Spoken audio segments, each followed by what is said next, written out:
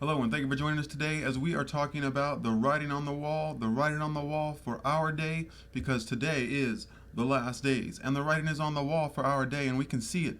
We can see it all around us. So let's look at Daniel 12:4. It says, "But thou, O Daniel, shut up the words and seal the book to the time of the end. Many shall run to and fro, and knowledge shall be increased." And we see that Daniel's book, Daniel was to seal the book until a certain time, the time of the end. And at the time of the end, many shall run to and fro, and knowledge shall be increased. And we are there. Many do run to and fro. It is called mass transit. If you look up the words, it is going back and forth across the earth, to and fro. That is what we do today. Many do it with mass transit, not 100 years ago, not 200 years ago, but now. Now we do it, and knowledge has been increased. Again, not 100 years ago, not 200 years ago, but now. We live in the information age, not the Bronze Age, not the Stone Age, the information age. This is part of the writing on the wall for us, and we can see it. We can see it all around us. In 2 Timothy 3, it tells us about the last day. It says, "Perilous times shall come." Then in verse 8, it describes what those times will look like, what people will be doing. And it says, "As Jannes and Jambres withstood Moses, so do these resist the truth." It gives you the pattern for the last days, and says they will resist the truth, and resist the truth as the magicians of Egypt withstood Moses. And when we look in the history books, we see that's exactly what happened. From the Old Testament, it says that there will be 400 years. God told Abram there will be 400 years that the seed of Abraham will be in a land not theirs. And then afterwards, after the 400 years, is when you get the magicians resisting Moses and Aaron. And of course, after that, you get the plagues. So you get the confrontation in the Pharaoh's court with the casting down of rods, them turning into serpents, and then the plagues thereafter, after the 400 years. And we see the same thing in our time, because it says, "As Jannes and Jambres withstood Moses, so do the men of the last days, these also resist the truth." And that is what we see. There's a 400-year pattern. Columbus, 1492, 400 years. The seed of Abraham in a land not theirs for 400 years, and then you get to 1892. After that, you get the World's Columbian Exposition, the fair, at which point you get electricity at the fair. The electricity is brought out by the modern day electrical wizards. Yes, they were called wizards, following the same pattern, because it says, "As the magicians of Egypt withstood Moses, so do the people of the last days resist the truth." And you can see it as they built what's called the Magic City. And you see that the big statue there with the rod in his hand, symbolizing that they have cast down their rods against the truth.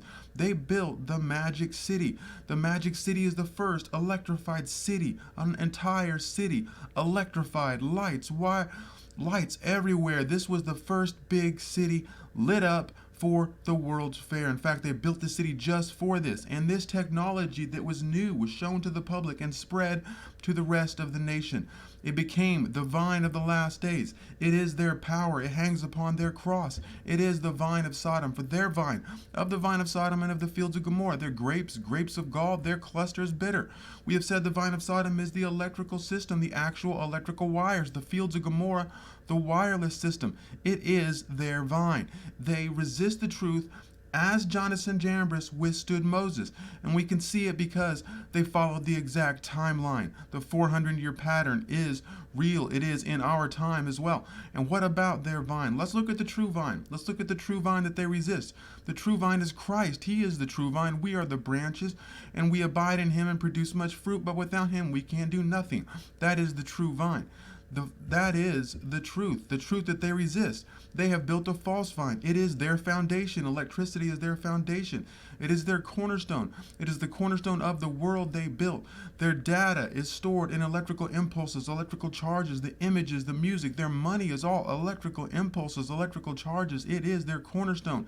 And of course, it is the light of their world. It is the vine of the last days.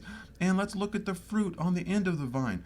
The fruit on the end of the vine is the iOS. Some of it is the Apple devices, literal fruit, literal Apple devices at the end of the vine. And it says iOS. But before we go there, what about the vine? Without their vine, remember, without their vine, they can do nothing. But they have the fruit of their vine, and it hangs on the end of their vine. It is the iOS. The iOS is the operating system for the popular fruit that hangs upon the end of their vine. What's the significance of this? The word iOS is the Greek word eos.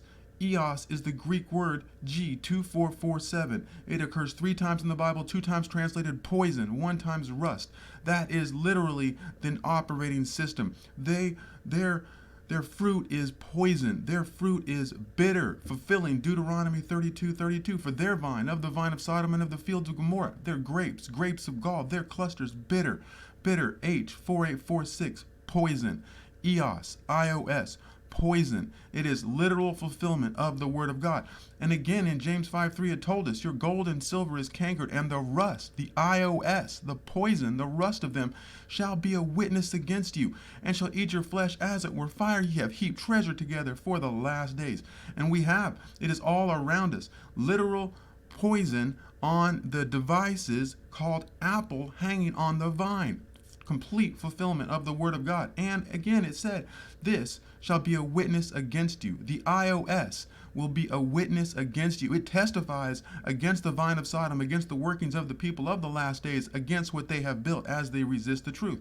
And again, the first Apple computer for sale was priced at $666, just an indication of things to come from the vine of Sodom. $666. That is the vine, that is the world they built.